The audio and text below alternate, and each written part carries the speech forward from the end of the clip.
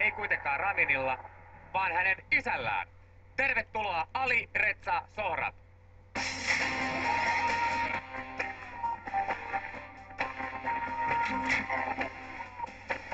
Ali Reza Sohrab, tervetuloa tehtaan. Ollaan aikaisemmin nähty täällä sun poikas Ramin. Ja tehnyt kaikenlaista. Nyt tulet itse myös sitten koittamaan. Joo. Olet kung fuun erikoistunut. Olen. Ja sellainen, mikä on hyvin mielenkiintoista, että kuulin, että olet ollut 5 vuotta Shaolin temppelissä. Olen siellä Shaolin Opissa 5 vuotta siellä opiskellut. Kerro siitä jotain. Siellä mä opitin tosi hyvin, koska se Kiinassa Shaolin se oli maailman paras. Siellä mä opitin yin yang, eli kova ja pehmeä. Näytäpä tämä. Näin. Pehmeä sormi. Tätäkin voisi jokainen koittaa kotona. Tai älkää koittako. Taittaa ja sitten sormi. kova. Okei. Pitäisikö mä ottaa 3 metriä taakse? Joo. Ei vielä. Okei. Eli tämän alan ekspertti. Kung fussa ei ole paras musta vyö, vaan punainen vyö. Punainen on viimeinen. Se on paras on. Ja sinulla on se? Olen, joo.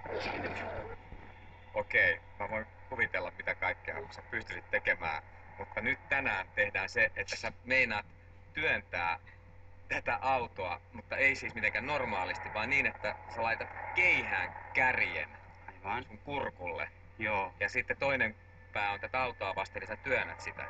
Aivan. Se on Qigong. Qigong tarkoittaa sisäänvoima. Se on energia. Se voi olla mitä vain tekee. Se oli mahdollista aina. Ja tämä voima mahdollistaa... Mahdollista mitä vain. Mahdollista mitä haluat tekee. Sano vielä sen nimisen. Se on Qigong. Qigong. Joo. Ja Qigong mahdollistaa sen, että työnnetään. Nimittäin tämä auto painaa yli 1000 kiloa. Joo, ei saa haittaa. For Qigong ei saa haittaa. Se ei haittaa siinä yhtään mitään. Haittaa. No haittaako se, että pyydetäänpä vielä vähän lisää painoa sitten mukaan? Jos saisi pyytää vähän lisää painoa avustajalta. Totta kai. Joo, tervetuloa. Tän myötä, niin jos nyt arvioin teidän painot, sanotaanko 1200 kiloa menee nyt rikki.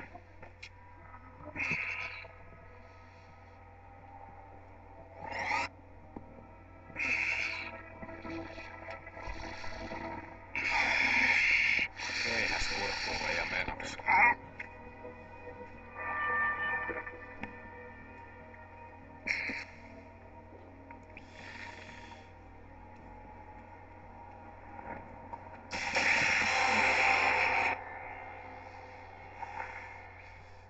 Ootko kunnossa? On. Mennään katsomaan. Sehän olisi mennyt vaikka kuinka pitkälle, mutta nyt voidaan ainakin sanoa, että tää on 5 metriä 90 senttiä nyt. Se on kyllä varmasti Suomen ennätys ainakin. Näytätkö vähän tätä? Siellä on tommonen kiva monttu. Ja sanotaan, että normaali fysiikan lakien mukaan varmaan pitänyt mennä läpi tosta, mutta nyt ei mennyt. Ei mennyt. Koska sisällä kaikki on. Se on sisällä energia. 5 metriä 90 senttiä autoa, jossa oli painoa 1200 kiloa. Sen työntämisen Suomen ennätys. Kiitos. Onneksi. Kiitos. Niin, nyt loppuu.